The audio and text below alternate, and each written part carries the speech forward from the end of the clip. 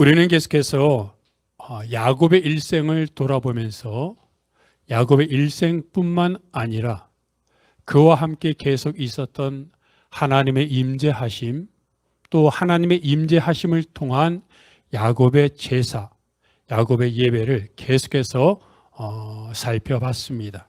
그리고 오늘 그 마지막 시간을 갖고자 합니다. 사람들의 일생을 돌아보면 그 사람의 특징이 무엇일까 하는 생각들을 해보죠. 그래서 어떤 사람들은 자신의 묘비명에 특징을 적어놓기도 한다고 합니다. 특별하게 말할 것이 없는 사람은 태어나고 살고 죽다라고 말하기도 하겠지요. 야곱처럼 다사다난한 인생 굴곡 있는 삶을 살아간 사람들이 있을까요? 그러나 야곱의 일생을 살펴보면 그 일생의 대부분이, 또는 야곱의 일생 곳곳에 있었던 한 부분이 바로 오늘을 사는 나의 모습과 너무나 흡사한 것을 보게 됩니다. 그리고 또 하나 깨닫는 것은 야곱이, 그리고 그 야곱의 이야기를 듣는 나의 삶이 어떤 반전이 있거나 또는 힘을 얻거나 다시 용기를 얻었던 때를 돌아보면 사람들은 그때가 내가 용기를 냈을 때고, 내가 깨달음을 얻었을 때고, 또는 내가 힘을 얻었을 때라고 말할지 모르겠지만, 그런 장면들이 나타나는 야곱의 일생을 자세히 미루어 살펴보면 그때마다 야곱이 힘을 얻고, 즉 내가 힘을 얻고 다시 일어나고 했던, 용기를 얻었던 그 바로 직전에 하나님의 임재가 있었고, 하나님의 은혜가 있었고, 하나님의 나타나심이 있었다는 것을 깨닫게 됩니다. 그래서 지금까지 살펴봤던 야곱의 제사, 야곱의 예배는 대부분 하나님의 임재하심, 하나님의 은혜, 그로 인한 감사로 드려지는 제사였습니다. 즉, 물론 자원해서 드렸지만 하나님의 은혜를 주셨기에 그 은혜에 감사해서 자발적으로 드려지는, 즉 하나님의 은혜 잊고 나서 예배를 드렸던 것이 야곱의 예배였습니다. 그런데 오늘 본문의 제사는 다릅니다. 야곱이 요셉의 초청으로 드디어 애굽으로 가게 됐습니다. 그리고 성경은 아무 말도 기록하고 있지 않은데, 어떠한 내용도 말하고 있지 않은데 야곱이 브엘세바에 이르러 하나님께 제사를 드립니다. 지금까지 제사는 그렇지 않았죠. 야곱이 형 에서의 낯을 피하여 하란으로 도망가던 중 베델에 이르러 돌을 베개 삼고 잠을 자고 있었습니다. 막막했습니다. 또 자신을 원망하며 형을 원망하며 하나님을 원망하던 그때 하나님이 나타나셔서 복을 주시겠다고 하셨고 지켜주시겠다고 하셨습니다. 그때 야곱이 감사하여 돌을 쌓았죠. 그것이 제사입니다. 제사란 무슨 성찬식이 꼭 있어야 하고 어떤 장소가 있어야 되는 것이 아닌 하나님을 만나는 시간이 예배이기에, 그때 야곱이 성경상으로 보면 첫 번째 하나님을 만났고 하나님께 예배 드린 겁니다. 근데 예배마다 어떤 의미를 부여할 수는 없을지 모르지만 굳이 의미를 부여한다면 야곱이 하나님을 첫 번째로 만나서 드렸던 그 베델의 예배, 그것은 구원의 예배였습니다.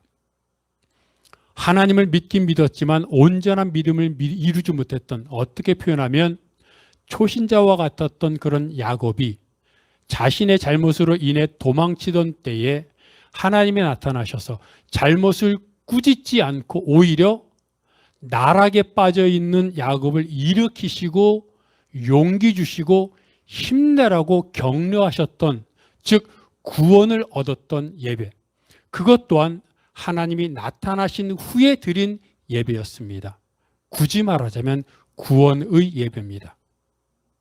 그리고 또 말씀드렸던 것처럼 그로부터 20년 후에 하란에서 이제 다시 고향으로 돌아올 때 형 에서를 만날 것이 두려워하여, 왜냐하면 형이 400명을 이끌고 야곱을 치러 오고 있다는 소식을 들었습니다.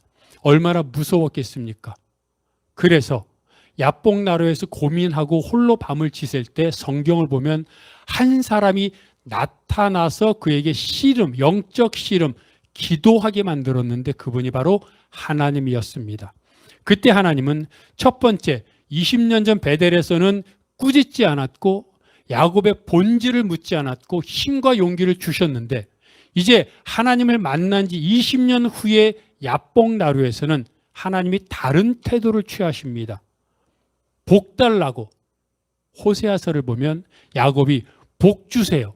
다시 말하면 형 에서 문제를 해결해 주세요 라고 울며 통곡하며 기도했는데 호세아서에 그렇게 기록되어 있습니다.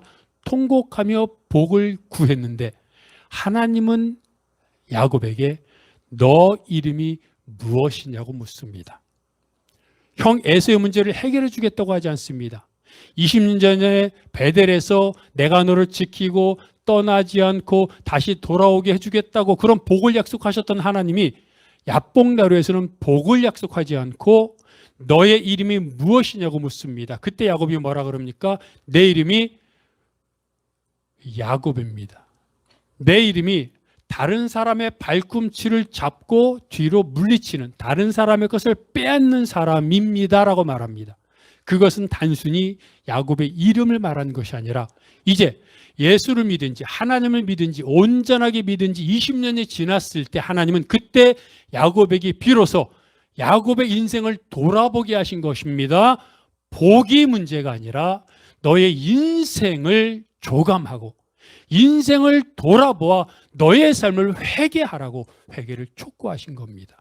그리고 야곱은 그에 응답하여 하나님 제가 야곱으로 살았습니다 라고 고백했고 하나님은 너가 회개했으니 이제 교만한 남의 것을 빼앗는 야곱이 아닌 하나님과 겨루어 이긴 이스라엘로 살아라 하고 이스라엘이라는 이름을 주었습니다. 무엇입니까? 회개의 예배입니다. 그 기세를 몰아 바로 며칠 지나지 않아 세겜에 도착했고 세겜에서 제단을 쌓고 하나님께 제사를 드렸는데 그때 뭐라고 외쳤습니까? 엘로헤 이스라엘 하나님 하나님 나의 하나님이라고 외쳤죠. 저는 그것을 2% 부족한 신앙 98%의 신앙이라고 말하고 싶습니다. 야복나루에서 자신의 삶을 회개했습니다. 회개했으니 정말로 인생 다시 사는 것이고 거기에 신앙을 제대로 쌓기만 하면 되는 98% 2% 부족한 신앙이었습니다. 이것도 하나님께 감격하여 예배를 드린 것이지만 따지고 보면 야복나루에서 나타나신 하나님으로 인한 감격, 회개의 예배였습니다. 근데 그 이후로 세겜에서 살았던 약 10여 년 동안 98%에 2% 부족했던 신앙이 저는 말하기를 2%밖에 남지 않는 신앙으로 떨어지고 말았습니다. 왜냐하면 신앙의 공급은 없는 상태에서 세상의 성공, 세상의 출세, 부와 명성과 모든 것을 얻게 됐을 때 점점 2%, 4%, 6%, 8%, 10% 떨어지면서 그것을 깨닫지 못하고 나중에 세겜에서의 딸 디나가 어려운 일을 당했던 그 상황 속에서 신앙은 온데간데 없어지고 어찌할꼬 자녀들에게 무시당하고 그리고 자녀들이 불법을 저지르는데도 어찌할 줄 모르고 그 상황 속에서 하나님을 찾지 못하는 그런 신앙으로 떨어지고 말았죠. 그때 하나님이 창세기 35장에 일어나 베델로 올라가라고 말씀하셨습니다. 그리고 그때도 역시 하나님이 베델로 올라가라고 하셔서 베델로 올라갔고 예배드렸습니다. 하나님이 나타나셨고 그래서 예배드린 겁니다. 그때 하나님이 야곱에게 뭐라 그러셨습니까? 이 말씀하셨죠. 나는 전능한 하나님이다. 여러분에게 말씀드렸지만 전능한 하나님이라는 사실 모르는 분 있습니까? 전능한 하나님이 전능하십니까? 라고 우리에게 물어보면 살짝 기분 나쁘죠. 나를 뭘로 보고 하나님이 당연히 전능하시고 하나님이 전능하신 걸 내가 믿는데 나한테 물어봐? 그럼 내가 그렇게 살지 않았다는 거야? 내 신앙이 없다는 거야? 살짝 기분이 나쁠 수 있습니다. 그런데 여러분, 야곱이 하나님이 전능하다는 것을 깨닫는데 30년 걸렸습니다. 머릿속에 전능한 하나님이 가슴으로, 손과 발로, 삶으로 나타나는데 30년 걸린 겁니다. 솔직하게 우리끼리, 친정 식구들끼리 하나님이 전능하시다면 내 삶을 하나님이 원하시는 대로 사는 게 정상 아닙니까? 그런데 하나님이 전능하시다고 고백하고 찬양 부르고, 그래서 저번에도 그랬던 것처럼 이제 내가 살아도 주 위에 살고 이제 내가 죽어도 주 위에 죽네. 아니, 목숨을 바치겠다고 찬양하지 않습니까? 그리고 찬양하면서 마음속으로 결단하지 않습니까? 주님, 내가 주를 위해 살겠습니다. 주를 위해 죽겠습니다. 근데 우스갯소리가 있죠? 이렇게 찬양하고 나가서 주차장에서 주차 시비하면서 화내고 은혜를 다 까먹는다고 하지 않습니까? 생명을 바치겠다고 헌신하는데, 다짐하는데 몇 분 때문에, 몇 시간 때문에, 자리 몇 개 때문에, 내 감정 상한 것 때문에, 자존심 때문에, 생명의 문제가 아니라 그것 한두 가지 때문에 예수를 저버리고 신앙을 떨어뜨리는 것이 내가 살아왔던 삶의 모습이고, 그러면 결국 하나님이 전능하시다는 것을 믿지 못한 것입니다. 우리도 사실은 야곱이 30년 걸렸고, 사실은 아브라함도 길을 떠났던 75세 때 하나님이 복을 주시겠다고 하셨지만, 실제로 하나님이 그에게 또다시 복을 약속하시고 주신 것은 아들 이삭을 제물로 바쳤을 때였던 것을 기억하면 아브라함은 약 40여 년이 걸린 겁니다. 또 내 인생을 보면 정말로 전능하신 하나님을 믿음으로 고백하고 그렇게 사는 인생이 되는 것은 어쩌면 지금도 공사 중일 수 있고, 지금도 미완일 수 있고, 어쩌면 죽을 때가 되어서야 주님, 제가 주님을 사랑합니다라고 고백할 수도 있는 것입니다. 그래서 야곱은 베델에서 하나님을 만난 이후로 약 30여 년이 지나 다시 베델에 가서 제사를 드렸는데, 그때 하나님이 나는 전능한 하나님이야 라고 말했고, 야곱은 그 사실을 그때서야 다시 한번 깨닫고, 그래서 저는 그 예배를 완성의 예배 또는 완숙의 예배라고 말씀드리고 싶습니다. 그 이후로 잘못이 없다고 말하는 것은 아니지만, 그 이후의 삶을 보면 야곱은 이제 더 이상 어떤 잘못을 했다는, 잘못 선택했다는 기록이 없습니다. 그리고 오늘 본문을 보면 아까도 말했던 것처럼 베델, 야복나루를 이은 세겜, 또다시 30년이 지난 베델은 다 하나님이 나타나신 후에 그 감격으로 제사를 드렸는데, 오늘 본문은 하나님이 나타나시지도 않았고 하나님이 말씀하시지도 않았는데 자원에서 드리는 예배, 자원에서 드리는 제사임을 보게 됩니다. 그리고 여러분, 하나님이 이곳에서 뭐라고 말씀하십니까? 베델에서 하나님이 나타나셨을 때는 나는 전능한 하나님이라 그랬죠. 그 말은 무엇입니까? 내가 전능한 것을 믿어라 라는 뜻입니다. 근데 오늘 본문은 뭐라 그럽니까? 나는 하나님이라.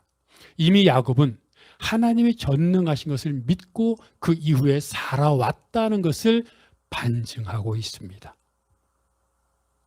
이런 신앙이 되어야 합니다. 이 신앙 거저되지 않습니다. 야곱이 하란에서 20년 동안, 세겜에서 10년 동안, 그 이후에 수많은 번민과 스트레스와 속임당함과 이런 것들을 통해서 하나님을 알아가게 되고 깨달았던 것처럼, 여러분, 지금까지 살아왔던 인생 책 몇 권으로 쓸 수 있습니까? 2권입니까? 10권입니까? 아니면 지금도 책을 써갈 정도로 무수하게 많은 책을 쓸 수 있습니까? 그 과정 속에 하나하나 녹아들어 있는, 스며 있는 하나님의 은혜를 깨닫게 될 때 단순히 겉으로 나타나는 어떤 현상이 아닌 그 현상 속에 숨어 있는 하나님의 섭리와 그 어려웠을 때 하나님께서 우연인 것 같았던 필연을 통해 나에게 나타나시고 말씀하시고 그 이적을 통해 나를 세우시고 새롭게 하셨던 그것을 깨닫게 될 때 베델의 제사 그리고 세겜의 제사 또 다른 베델의 제사를 통해 내 인생이 완성되고 그리고 하나님을 알아가게 되고 그리고 그때서야 30배, 60배, 100배의 결실을 맺게 되는 겁니다. 여러분, 지난주에도 말씀드렸던 것처럼 하나님이 30년이 지난 베델에서 야곱에게 나타나셔서 나는 전능한 하나님이라 그러시면서 뭐라고 그러셨습니까? 처음 베델에서 나타나셨을 때는 복을 약속하셨습니다. 내가 너에게 티끌처럼 이렇게 복을 약속하셨는데 복을 주겠다고 말씀하셨죠. 그리고 30년이 지난 베델에서는 뭐라 그랬냐면 이제 생육하고 번성하라고 명령하십니다. 무슨 뜻입니까? 우리를 위한 계획은 늘 있습니다. 성경은 뭐라고 말합니까?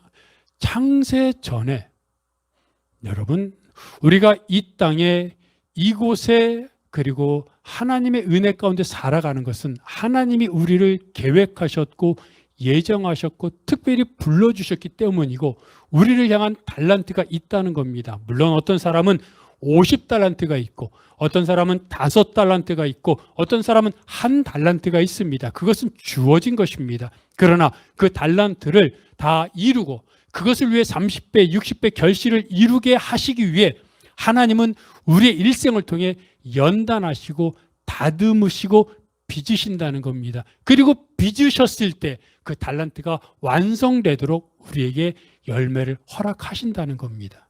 그 전에는 우리에게 열매가 없습니다. 왜요? 길가와 같은 땅, 흙이 같은 돌밭과 같은 땅에 어떻게 열매가 맺힙니까? 가시떨기로 뒤덮인 땅과 같은 믿음이 어떻게 열매가 맺힙니까? 열매가 맺혀도 가시떨기로 뒤덮인 땅과 같은 믿음은 1배, 2배, 그래도 신앙은 있으니까 어쩌면 2배, 3배 정도 열매가 있을지 모르겠습니다. 그것도 고맙고 그것도 감지덕지고 거 봐라 요즘 같은 신앙의 사람들에게 이 정도만 갖고도 나는 대단한 신앙이라고 말할 수 있을지 모르겠습니다. 워낙 사람들이 신앙 없이 살아가는 시대니까요. 하지만 가시떨기로 뒤덮인 땅과 같은 신앙을 지나 하나님이 연단하고 인내하여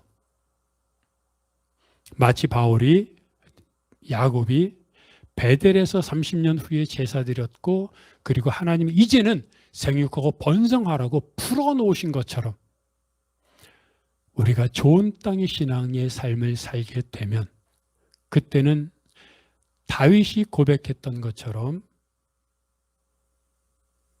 다윗이 하나님 제가 무엇이길래 저에게 이렇게 큰 복을 내리십니까? 감당할 수 없습니다. 성경에 기록되어 있지 않습니까? 그런 복이 임한다는 겁니다. 물론 이 복이 세상적으로만 치부할 것은 아니지만 하늘의 보화가 우리에게 임할 때 그 은혜, 그 감격, 그 사랑, 그 능력, 그 평안, 그 담대함. 여러분, 사람들은 젊었을 때 재물을 원하고 권력을 원하고 자리를 원하고 이런 것들을 원하지만 살아보니까 무엇입니까? 평안 아닙니까? 담대함 아닙니까? 바울이 세상적으로 보면 얼마나 가진 것이 없었습니까? 핍박당하고 죽을 뻔하고. 근데 바울이 뭐라고 말합니까? 내가 아무것도 없는 것 같으나 모든 것을 가졌다고 말합니다. 그런 담대함, 평안함, 그리고 능력의 삶을 살도록 하나님이 야곱을 이끄셨던 것처럼 우리들을 이끄시더라는 겁니다.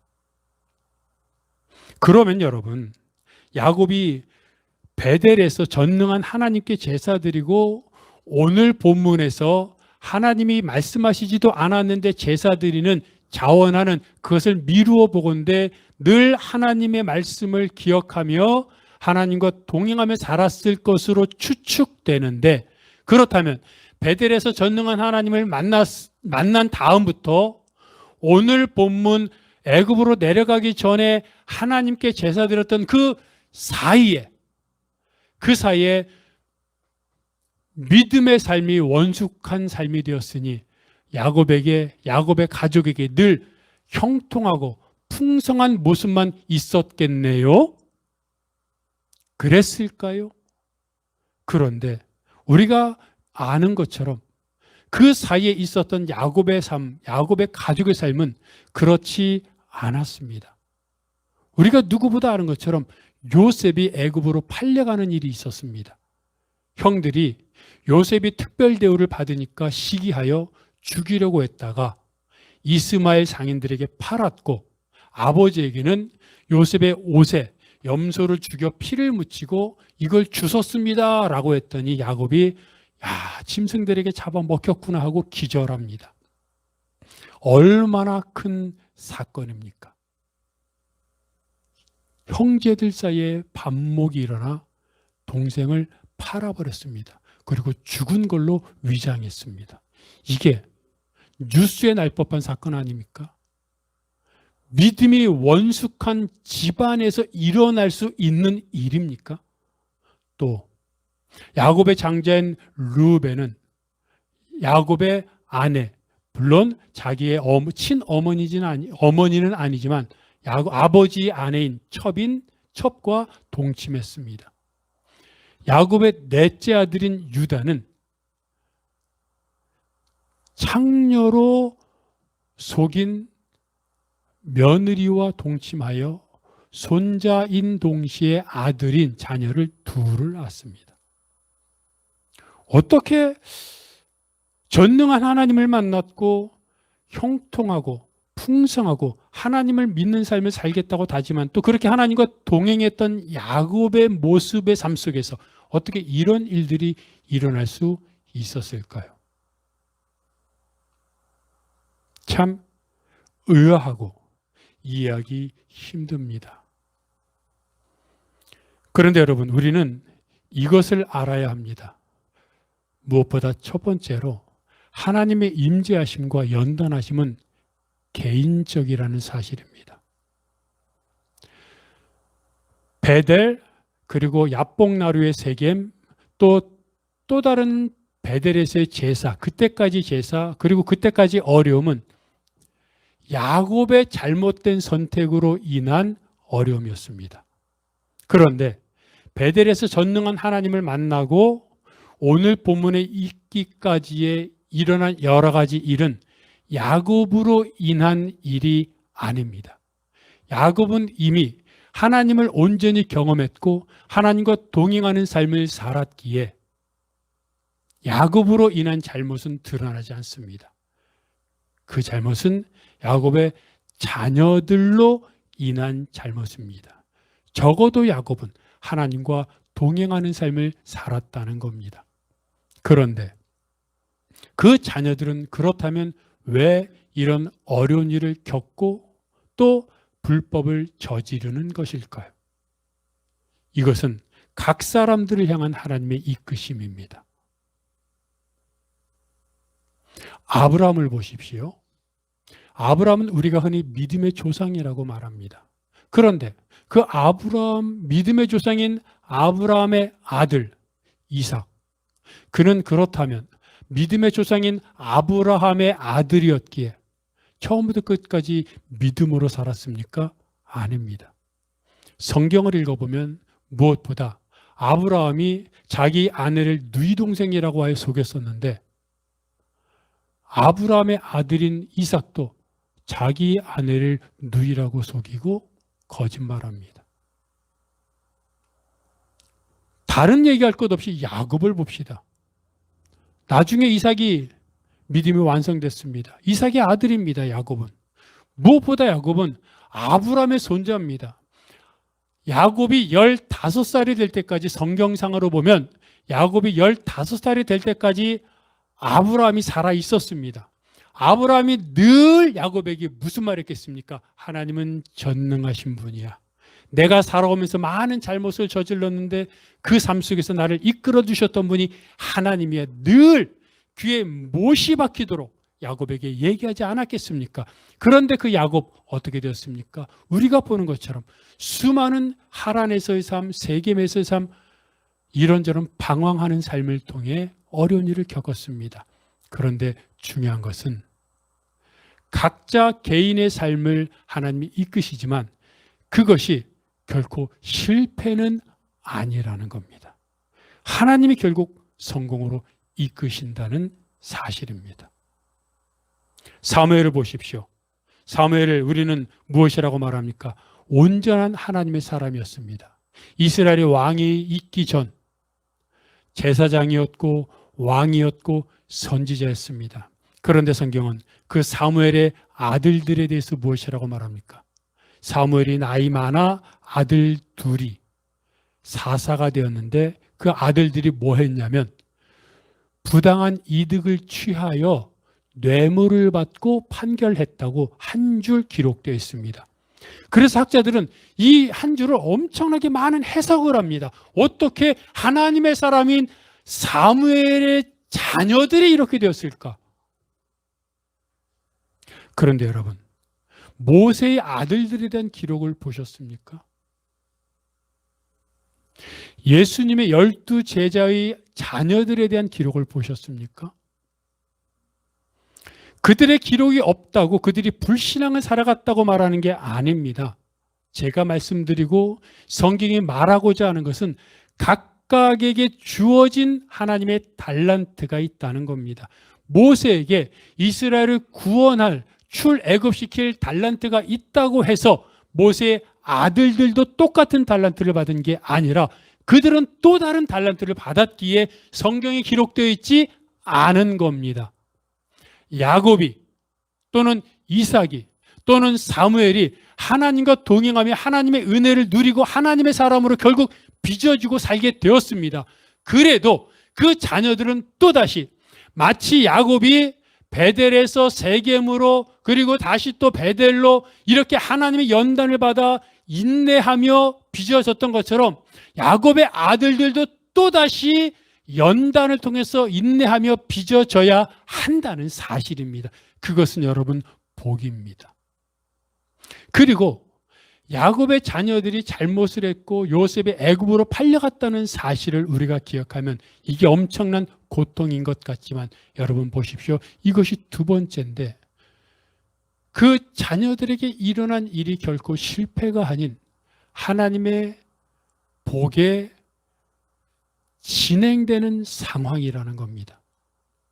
아까 제가 베델에서 만난 전능한 하나님이 30년 전에는 복을 주겠다고 약속하셨지만 베델에서 다시 만났을 때 이제 생육하고 번성하라고 실행에 옮기라고 이제 구체적으로 말씀하셨던 것처럼 그 구체적으로 옮긴 게 무엇입니까? 요셉이 애굽으로 팔려간 겁니다. 야곱의 입장에서는 고통이었습니다. 죽었을 것이라고 생각했으니 얼마나 힘들고 아팠겠습니까? 얼마나 받아들이기 어려웠겠습니까? 하지만 하나님은 그 요셉을 애굽으로 이끄셔서 결국 야곱의 자녀들이 모두 애굽으로 이주하여 거기서 약 200만 300만 명의 이스라엘 백성들이 번성할 수 있도록 이끄셨던 방법이었던 겁니다. 결국 무엇입니까? 하나님은 생육하고 번성하라고 말씀하셨던 것처럼 야곱을 인내하며 빚으셨고 하나님의 사람으로 만드셨고 또 야곱의 아들들도 그들의 잘못을 다시 변화시키시고 잘못을 통해 인내하고 잘못을 용서하시고 회개하게 만드시고 그 잘못을 통해 요셉을 애굽으로 보내셔서 결국 하나님이 야곱에게 약속하셨던 티끌처럼 많게 할 것이다. 생육하고 번성하게 할 것이다 라고 하는 약속을 이루셨다는 겁니다. 결국 어떻게 되었습니까? 야곱은 오늘 본문에서 본 것처럼 자신의 신앙은 이제 거의 완성 단계에 이르렀고, 그리고 애굽에 이르러 뒤에 보면 바로에게 축복하게 되지 않습니까? 일개 변방에 130세가 된 노인이 그 당시 가장 커다란 왕국의 왕인 바로에게 축복합니다. 만나자마자 축복하고 성경을 보면 물러나오면서도 축복합니다. 이게 의례적인 것이 아니라 자신이 하나님의 선지자라는 정체성이 없었다면 어떻게 감히 왕 앞에서 입을 떼기는 할 수 있겠습니까? 그런데 그에게 하나님의 이름으로 왕을 축복하는, 그것도 2번이나 축복하는 야곱의 모습을 보게 됩니다. 그리고 야곱뿐만 아니라 하나님은 야곱의 아들들을 연단하셔서 그들로 12지파를 이루게 하셨고, 또 특히 요셉을 통해 하나님의 뜻을 이루는 도구로 사용하셨다는 겁니다. 하나님은 이렇게 야곱을 이끌어 가셨습니다. 처음 베델에서 하나님을 믿는다고 했지만 믿지 못했던 그 신앙의 야곱이 이제는 40여 년이 지났을 때는 하나님과 동행하며 자원하여 예배드리며 하나님 말씀을 축복하며 왕이기까지 축복하는 믿음으로 성장했고, 그 자녀들도 하나님께서 개별적으로 이끄셨던 은혜를 우리가 보게 됩니다. 닉 부이치치라는 사람이 있습니다. 여러분이 다 잘 알고 있는 머리와 그리고 몸체와 짧은 왼발과 2 발가락을 갖고 태어났습니다. 그런데 그 닉 부이치치는 자신의 삶에 자신의 몸이 다른 아이들과 다른 것에 자살을 시도했다고 합니다. 근데 자살을 시도했던 가장 큰 원인이 외로움으로 인한 상실감이었습니다. 자신의 몸이 다른 사람과 다른 것도 힘들었지만 그로 인해 자신 옆에 아무도 없다고 생각했고 자기가 아무것도 이룰 수 없다고 생각했습니다. 그로 인해 너무나 외로웠고 너무나 힘들었습니다. 그렇게 자살을 시도했던 닉 부이치치가 13살 때 신문 기사를 통해 장애를 딛고 일어나는 사람의 내용을 보게 됩니다. 그리고 13살 때 성경을 통해 하나님을 인격적으로 만나게 됩니다. 하나님을 만나게 됐을 때 그는 하나님의 은혜를 경험하면서 이렇게 말을 합니다. 저는 13살 때 하나님을 만나자 더 이상 절망하지 않게 되었습니다. 혹시 여러분도 자신의 외모와 어떤 외적 조건 때문에 잃어버렸던 꿈이 있다면 다시 회복하십시오. 닉 부이치치는 자신은 늘 이런 생각이 있었다고 합니다. 내가 결혼에 대해서 여러 가지 많은 고민을 했는데 내가 결혼할 수 있을까? 결혼한다면 팔도 없고 손도 없는데 내가 아내의 손을 잡아줄 수 있을까? 그때 하나님께서 그의 마음속에 이렇게 말씀하셨다고 합니다. 얘야, 너는 손이 아니라 마음으로 너 아내의 손을 잡아줄 수 있단다라고 말씀하셨다고 합니다. 그렇습니다. 그러면서 그는 하나님이 사랑하는 마음을 주셨기 때문에 오늘의 자기가 있을 수 있었다고 표현하고 있습니다. 닉 부이치치는 이렇게 말합니다. 내 행복의 근거는 하나님입니다. 깨어진 현실 가운데 고통받는 이들에게 하나님 안에서 발견한 소망을 전해주고 싶습니다. 닉 부이치치가 하나님을 만나면서 특별히 경험했던 것은 요한복음 9장에 나오는 내용이었습니다. 여러분, 요한복음 9장을 보면 예수님이 지나가는 소경을 보며 그를 고쳐주는 이야기가 나오죠. 제자들이 말합니다. 주님, 저 사람이 앞을 보지 못하는 것이 부모의 죄 때문입니까? 저 사람의 죄 때문입니까? 그때 예수님 말씀하십니다. 그 누구의 죄도 아니고 하나님께서 행하시는 일을 나타내기 위해서다. 이때 닉은 자신의 잘못도 아니고 자신이 이런 모습인 것이 하나님의 능력을 나타내기 위한 것이라는 사실을 깨닫고 그는 감사하며 그때 다시 일어설 수 있었다고 말하고 있습니다. 그는 이렇게 말합니다. 하나님을 알기 전 내 인생에서 희망 한 줄기조차 없었습니다. 어떤 문제에도 해답이 없었습니다. 그러나 성경을 통해 하나님을 만나고 두려움으로부터 해방되었습니다. 하나님을 의지하지 않을 때 절망과 실패를 거듭하지만 그분을 의지할 때 새로운 삶이 열렸습니다. 닉은 항상 하나님의 말씀을 통해서 그 말씀 안에서 희망과 생명을 얻었고 하나님 없이는 도저히 살아갈 수 없다고 이야기하고 있습니다. 우리의 삶이 이와 비슷하지 않습니까?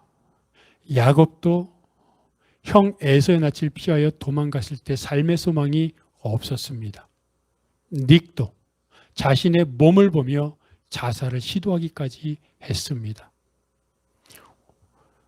많은 사람들이 자살을 생각해 본다고 합니다. 그리고 많은 사람들이 삶의 소망 없이 살아가기도 합니다. 하지만 야곱의 이야기를 통해서 본 것처럼 절망에서 결국에는 전능한 하나님을 만날 수 있도록 이끄셨던 분은 하나님이었습니다. 그리고 그 하나님은 절망 가운데 있던 그리고 교만했던 남의 것을 빼앗았던 야곱을 이스라엘, 하나님과 겨루어 이긴 하나님의 은혜를 입은 사람으로 바꾸셨습니다. 그 야곱을 바꾸셨던 하나님이 오늘 우리의 하나님이요 우리의 하늘 아버지입니다. 여러분, 하나님은 오늘 우리에게 나타나셔서 나는 하나님이다 말씀하십니다. 우리가 살아가는 모든 삶에서 의지할 것은 오직 한 분, 하나님이신 하늘 아버지뿐입니다. 내 삶의 모습이 어떠하든지 간에 내 마음속에 하나님이 주시는 평안과 담대함으로 하나님은 기억하며 살아가겠다고 다시 한번 다짐하며 내 삶을 통해 임하실 하나님을 날마다 예배하며 날마다 동행하며 살겠다고 다시 한번 다짐하는 여러분이 되시기를 바랍니다.